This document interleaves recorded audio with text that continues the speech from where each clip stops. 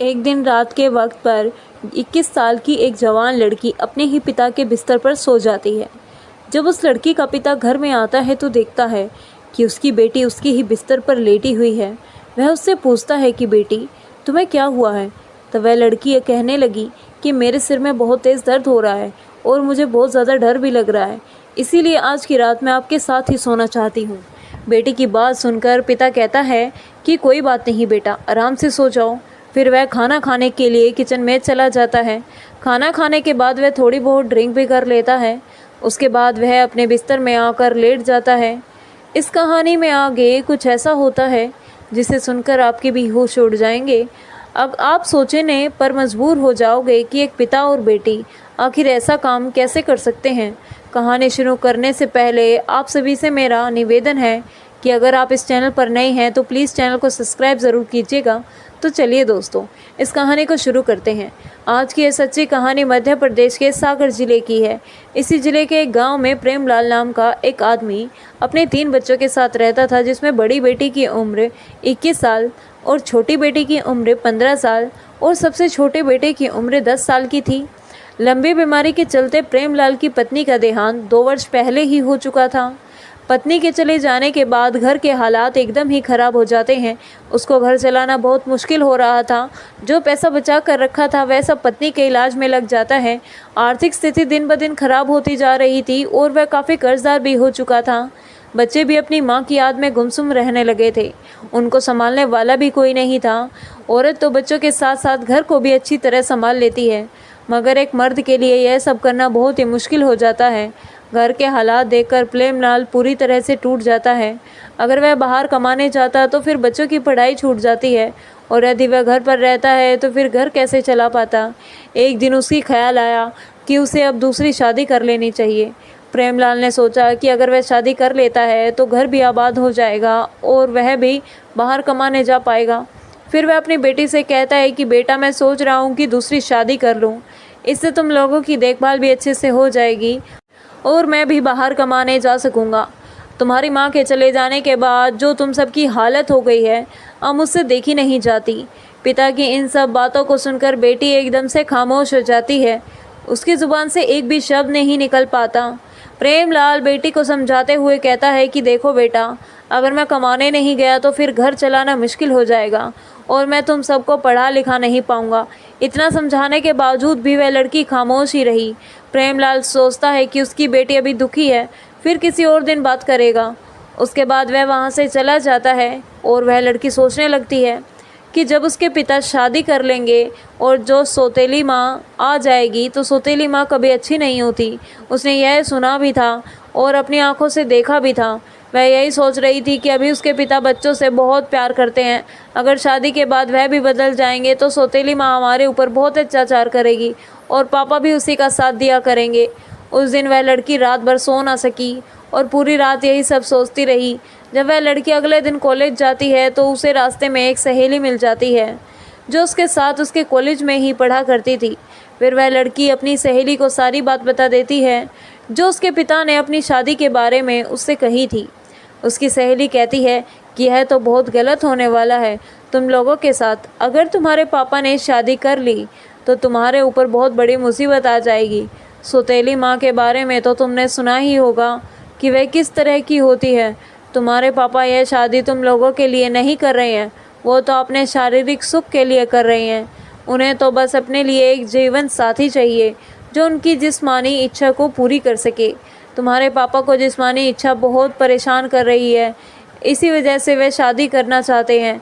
तुम कभी यह मत सोचना कि वह यह शादी तुम्हारे लिए कर रहे हैं। उन्हें तो बस अपनी इच्छाओं को पूरी करने के लिए एक जिस्म चाहिए। वह लड़की अपनी सहेली की बातें सुनकर बहुत ही परेशान हो जाती है और उसे यह लगता है कि उसके पापा शादी करते ही रहेंगे। फिर उसकी सहेली कहती है कि मेरे पास एक आइडिया है, अगर तुम कर सको तो। वह लड़की कहने लगी कि ठीक है, मैं अपने भाई बहन के लिए कुछ भी कर सकती हूँ। उसकी सहेली कहने लगी कि तुम्हारे पापा को सिर्फ जिस्म चाहिए, अगर तुम अपने पापा के साथ संबंध बना सको तो फिर उन्हें शादी की ज़रूरत नहीं रहेगी और वह कभी भी शादी नहीं करेंगे। फिर वह लड़की इस बात को गहराई से सोचने लगती है और इस नतीजे पर पहुंचती है कि फिर चाहे उसे कुछ भी करना पड़े मगर वह अपने भाई बहन को कभी बर्बाद नहीं होते देगी। अब उस लड़की ने ठान लिया था कि किसी भी कीमत पर उसने अपने पापा की शादी नहीं होने देगी।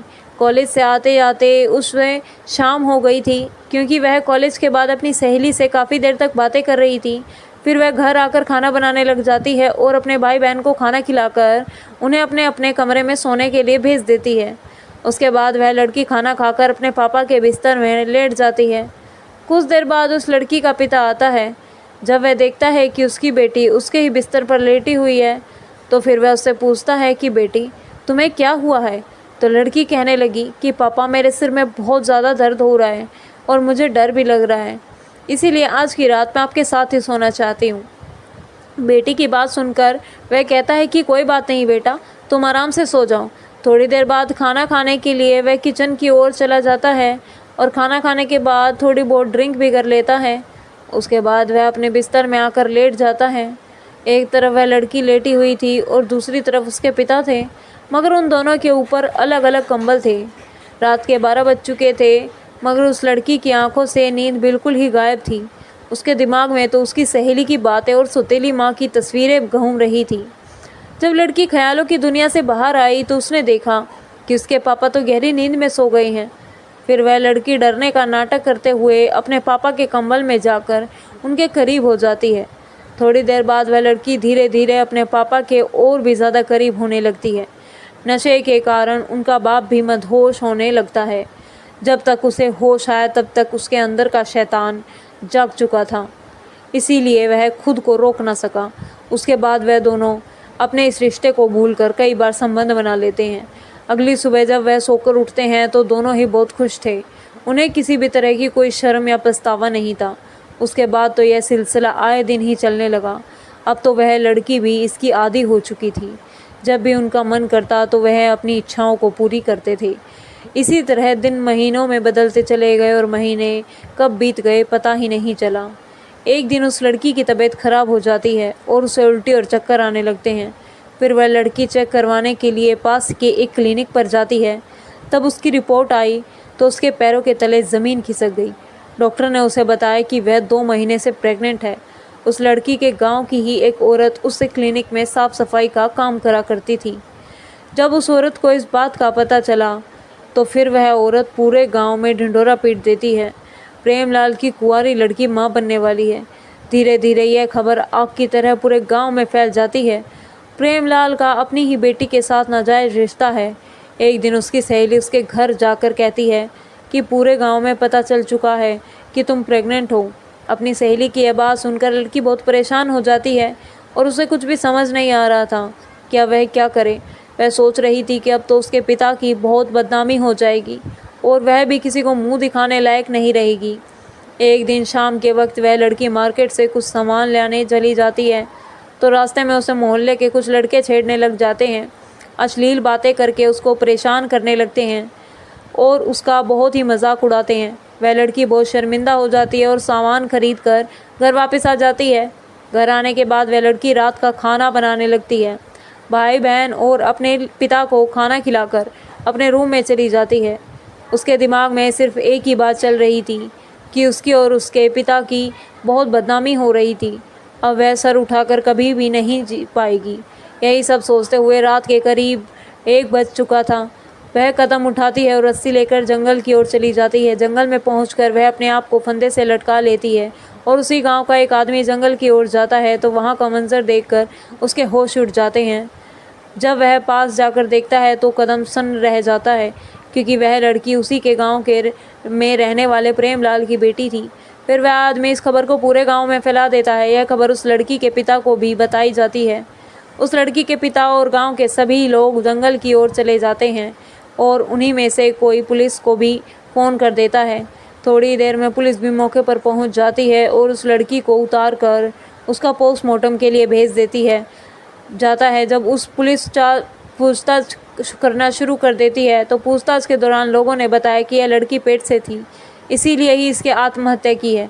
एक आदमी ने तो यह भी बताया कि इस लड़की का अपने ही पिता के साथ नाजायज़ रिश्ता था और जो इस लड़की के पेट में बच्चा है वह भी इसी के बाप का है। लोग तरह तरह की बातें कर रहे थे और यह भी कह रहे थे कि भगवान ऐसे बाप बेटी किसी को भी ना दे। पुलिस फिर प्रेमलाल को पकड़कर थाने ले जाती है और पोस्टमार्टम रिपोर्ट के आने का इंतज़ार करती है। इसी दौरान उस लड़की की सहेली को भी बुलाया जाता है और डर के मारे वह लड़की सारी बातें बता देती है। तब तक पोस्टमार्टम रिपोर्ट भी आ जाती है और रिपोर्ट में साफ साफ लिखा हुआ था कि वह लड़की 2 महीने की प्रेग्नेंट थी। अब पुलिस प्रेमलाल से पूछताछ करना शुरू कर देती है। उसने इस बात को जल्द ही कबूल कर लिया कि उसने अपनी ही बेटी के साथ पिछले 5-6 महीनों से नाजायज़ संबंध थे। उसके बाद प्रेमलाल को अरेस्ट करके उसे कोर्ट में पेश किया जाता है और उसे 2 साल की सज़ा सुनाकर जेल में डाल देते हैं। दोस्तों, कहते हैं कि बाप और बेटी को भी ज़्यादा देर तक एकांत में नहीं रहना चाहिए, नहीं तो मन में गंदे विचार आ जाते हैं। अगर गंदे विचारों ने किसी के मन में एक बार घर बना लिया तो फिर उसे भगवान भी नहीं बचा सकते। फिर वह इंसान कुछ ऐसा कर बैठता है जिसके कारण पवित्र रिश्ते भी अपवित्र, शर्मसार हो जाते हैं।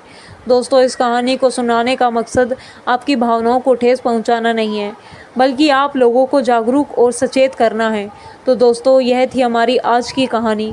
कहानी कैसी लगी हमें कमेंट करके ज़रूर बताएं और यह भी बताएं कि आपको किसकी गलती लगती है, पिता की, बेटी की या फिर उसकी सहेली की, जिसने उस लड़की को यह गंदा मशवरा दिया था। अगर कहानी अच्छी लगी हो तो चैनल को सब्सक्राइब और लाइक ज़रूर कर दीजिएगा। धन्यवाद। मिलते हैं कल आपसे एक नई कहानी में।